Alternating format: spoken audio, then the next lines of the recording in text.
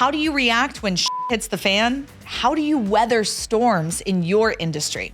Today, we're gonna dive into the topic of surviving a tough sales quarter, a freaking global pandemic, or technological changes or advances that threaten your products, services, and business.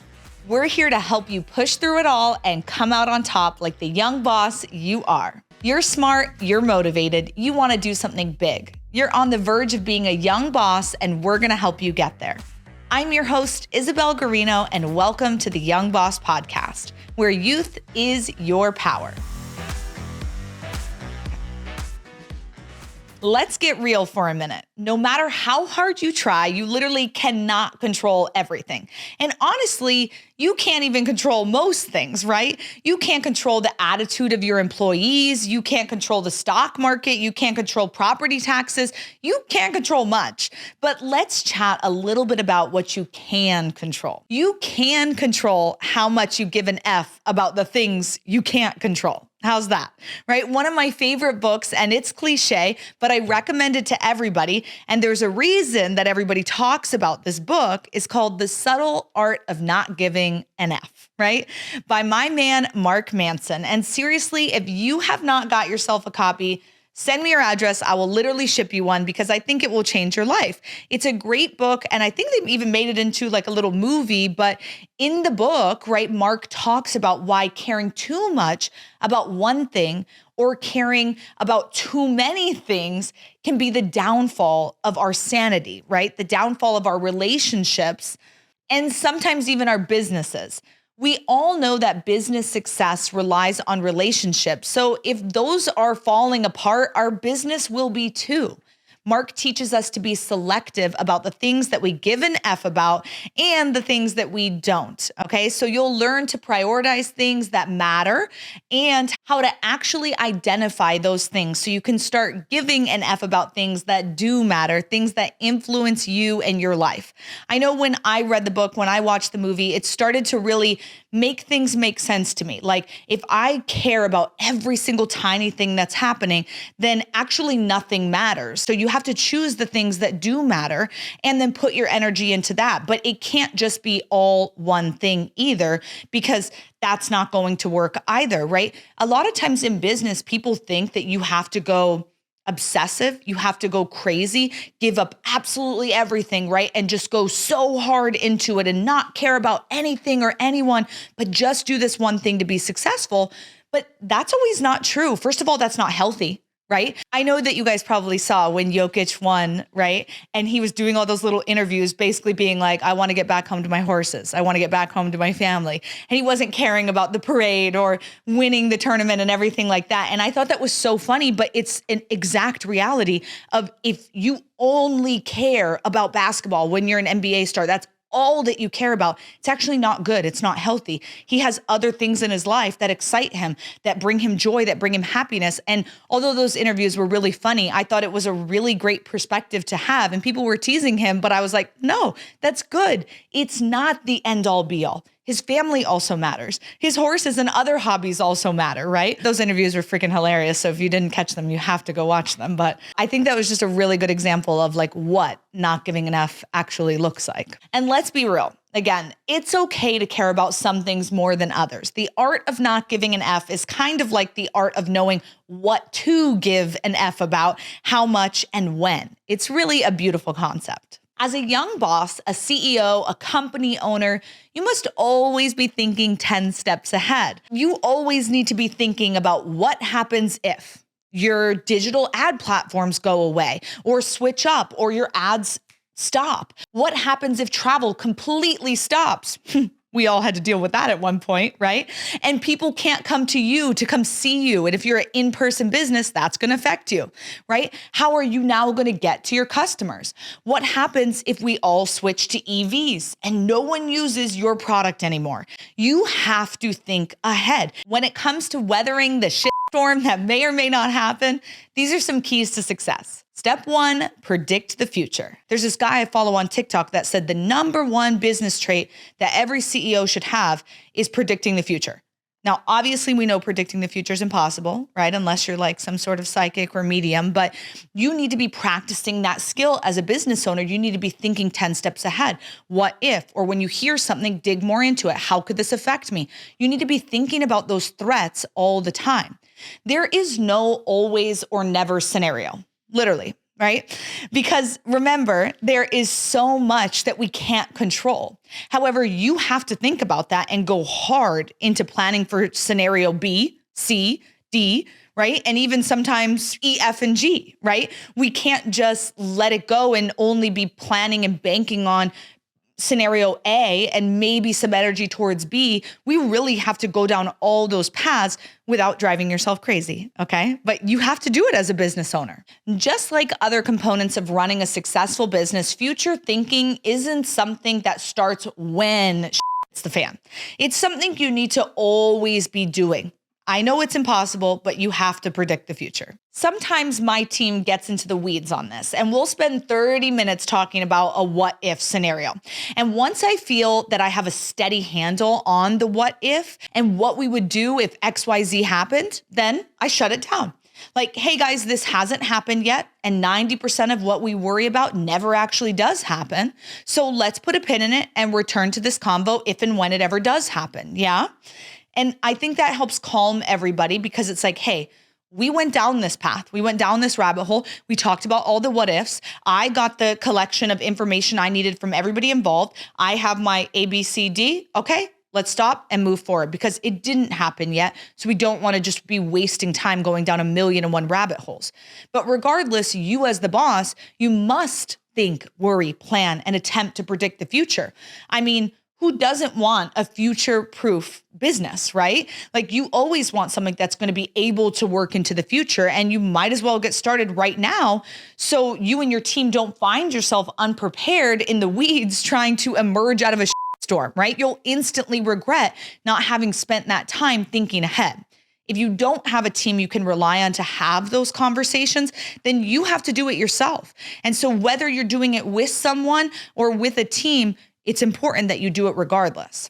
Okay, step 2, we're gonna have to communicate with all the stakeholders involved. Your team, your clients, any partners that you may have, everyone's got to be aligned so that if does hit the fan, and more so if when it hits the fan, everyone's on the same page and can act swiftly. Communicating to your team about your plan A, B, C, D, etc. is vital. It's absolutely vital. If you think that you're worried, holy shit, are you off base? Because your team and your partners are even more worried. They're thinking about what happens if they can't pay rent, student loans, car payments, and they go straight to the end of the world scenarios, okay? It's like, I'm now moving back in with my mom or dad, right? They're freaking out with their spouse, maybe about being able to save enough money to provide for their families, send their kids to college. Your employees, those who have never led companies or started their own businesses, yeah, they're freaking out simply because they do not have a clue about what's going on. So as a young boss, you need to communicate with them. They're looking for you to weather the storm and to keep up cutting the checks. So check this out. When you communicate with your team, be hot, honest, open, transparent.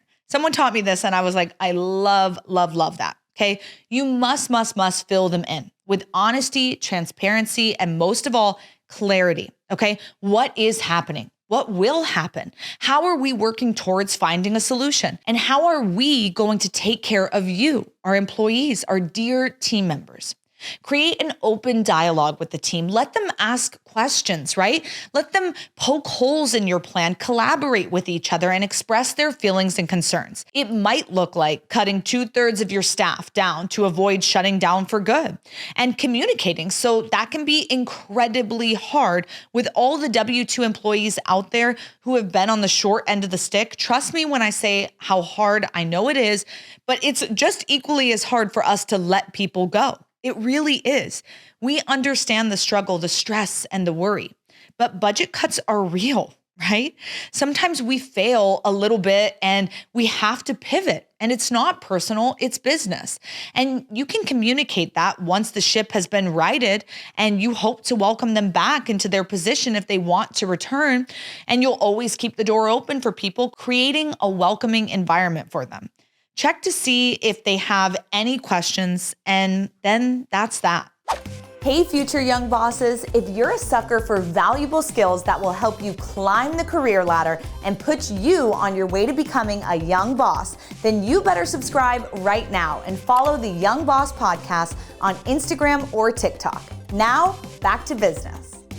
Now, I get it. Everyone's freaking out, but you were being honest. You were open. You led with vulnerability and transparency about the future of the company and what would happen if you didn't take action.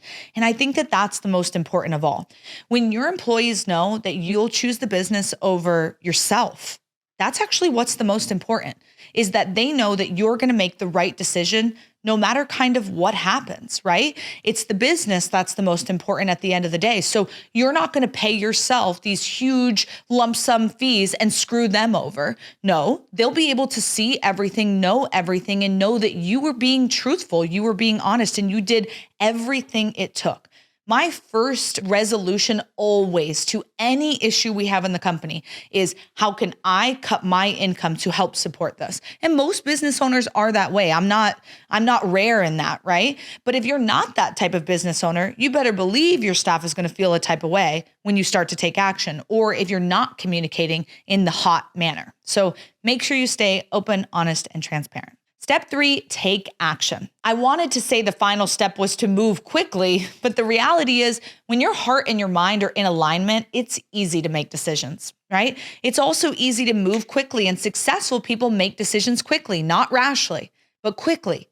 And trust me, to win in business, to find success, you are going to have to move quickly. I want you to ask yourself, what is it pertaining to your business that you need to move quickly on? Is it product development? Do you need to shut down a branch, begin a company reorganization? Do you have to fire some people, closing out some contracts? Whatever it is, decide and make your move. Go for it quick. You don't have time to look back. You don't have time to overthink. You will be led to your demise if you hum and ha over this. Time is everything. Managing your time and making decisions quickly is critical to the survival of your business. They don't say time is money for nothing. Am I right? At the end of the day, when inevitably hits the fan, stay calm. Now, I know it sounds stupid, but seriously, you need to stay calm. Every business owner that I've ever met has told me a story about a massive failure in their career and how they could have avoided even more disaster had they just stayed calm. Now, the business owners would never put it that way, but that's the truth, right? Times of failure are opportunities to learn a lesson, to find personal growth. Everything must come to an end. So you'll get through this time. You'll get the off the fan. Just whatever you do, find those who support you. Lean into your community and take care of yourself. Get rest, eat well, stay active. Beware of the easy way out. You know what I'm talking about. The drugs, the booze, the infidelity, the lack of sleep, the lack of food. Take care of yourself and remember to breathe. Your business is your baby, and if starts to go wrong or starts to fail, you start to feel real personal about it. And a lot of people lose their health, lose their motivation in those moments. So make sure you're taking care of yourself. We all do what we got to do in order to survive, but we know at the end of the day, business is business. Business is not life. And that's rich coming from me. Let's talk about how to move forward after we've weathered the storm. We've cleaned the shit off the fan, and I don't know about you, but at this point, I'm feeling good about myself and my business. We've stayed calm. We've made informed decisions quickly. We've communicated with our shareholders effectively. We've been hot, honest, open, transparent, and we've managed to find the light at the end of the tunnel. Let's talk about finding confidence and silver linings on the other side of chaos. You know, I remember when COVID happened, and we are predominantly a business that throws in-person events, and we had to completely pivot, right? People were no longer traveling in an airplane. The hotels were setting a whole bunch of stipulations that we may or may not be allowed to have X amount of people there. It was just chaos, right? And so we had to decide, what are we going to do? We can't just shut down for God knows how long, and we completely pivoted. We turned our events to online events, just like many companies did. But our first time doing that, right? Our first time switching to a Zoom training instead of a live training, we sold $1 million. Now, to me, that meant everything because it wasn't about us just successfully doing it. It was about the proof of concept. Not only can we still sell, but we can still make them feel like they're becoming a part of the RAL family without being there in person with them. And that was our biggest goal. We were like, we don't care if we sell 1 or 100 of these products. All we want to do is let the real truth come across the screen and let them feel our hearts and let them know our stories. So it meant a lot to us. And as soon as we were allowed to come back in person, we did. And we kind of slowly teetered off of those, virtual events. And now we're happy to have everybody back in person. And here's the thing. Yeah, we save a lot of money doing virtual events. And a lot of companies kept doing that because they realized that, oh my God, to throw an in-person event could be tens of thousands of dollars and doing it online virtually costs nothing. So they were like, oh, we're going to save more money. We're going to make more money. But for us, we knew that one of the most important things was that family aspect, that connection, that meet and greet, that when I get to hug you after you tell me the story about your mom or your grandma or whatever reason you want to join this industry. And to be frank, we missed those hugs. We missed being in person. And so we wanted to come back, even though it costs us more, even though we make less. It was so important for us to be back there in person, connecting with real people, because that's how we like to run our business. So even though we innovated, and I was so proud of that and found confidence that we can translate things in a different way, I also realized in a teaching moment that that's not who we were to a core. So we can bounce back. And I think that that's really important to go with what you need to go with and then make those decisions. If finance is the most important thing to you guys, then do the thing that's saving you the most money. But if connecting with the customers is the most important thing, then go back to what makes you connect with them. So being able to shift, being able to pivot is so important. I know I talk to a lot of my friends about what it looks like to bounce back from a storm, like if their business had to take a huge hit and they had to fire a bunch of people, or they had to cut back on the amount of product, maybe they had 20 things that they sell and now they're down to selling their top 3 items, right? And that can be really tricky. Not only does it feel like a personal failure, it's obviously feeling like a business failure. And then when you run your own business, a lot of times you feel really connected to your employees, and having to fire people sucks, right? Now you can always, we talked about it earlier, say, hey, I'd love to have you back in the future, but you don't know what the future is going to look like. You're trying to predict, you've got your plans and you're trying to make it happen, but you don't really know what's going to happen. The ability to pivot is so key. So being able to bounce back from a storm is being able to get punched in the face, get back up and keep going and keep going. Also, I'm going to say this, it's knowing when to stop. Sometimes your business just will not carry on. The way Blockbuster is right now, right? There's one store left. I'm pretty sure there's one store left. At least last time I saw that little documentary on them, there was one store left. They're not going to be able to carry on because, first of all, no one has VHS things anymore, right? We don't even have the products to do that. They cannot carry on as is. They need to know when to let it go. It's just a store of relics at this point, right? Now, if they said, we're going to pivot, we're going to make a comeback, we're going to switch to, a streaming service or whatever it is, they would be able to make it out. But you have to know when to quit. So when you're coming back from a storm, you need to really decide, is this a reinvention of who you are? Is this a complete shutdown? Is this a huge pivot? And you're going to look and feel entirely different, right?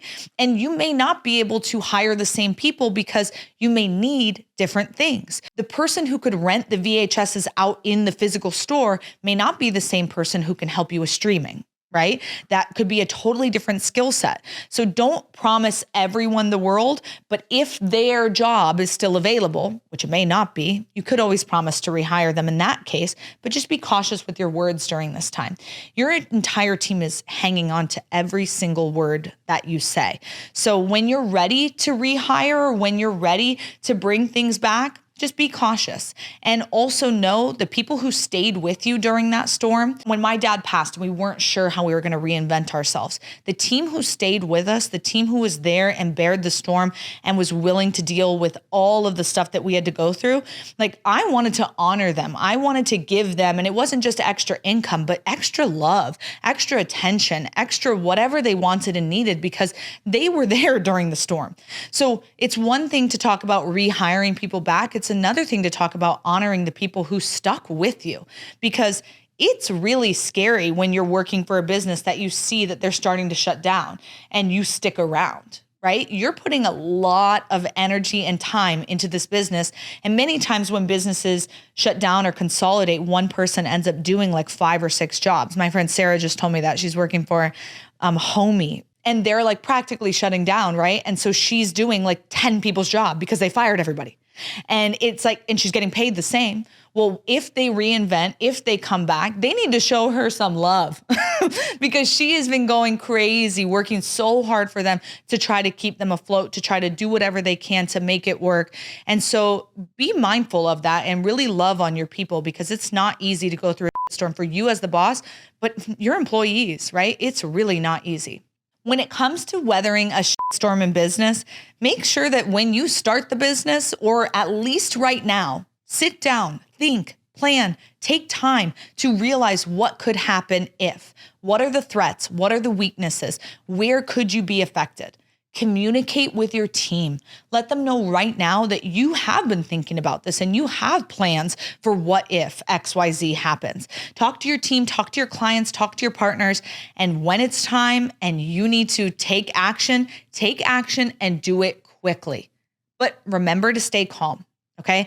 Everyone's looking at you. Everyone's leaning on you. So through this season, as you get through it, and deep breath, you will get through it. You're going to gain so much confidence from going through a season like this. It will change you as a business owner for sure. I want to provide you some encouragement and just tell you to keep grinding, keep moving forward, right? Not everything is going to be rainbows and cherries every single day for the rest of our lives. There's going to be high times and low times. Those are the phases of business. So it's important that you know what you're looking for. It's important that you know what to do and that you're thinking ahead and you're prepared. After all, you're the boss. Thanks for listening to another episode of the Young Boss Podcast with me, Isabel Garino.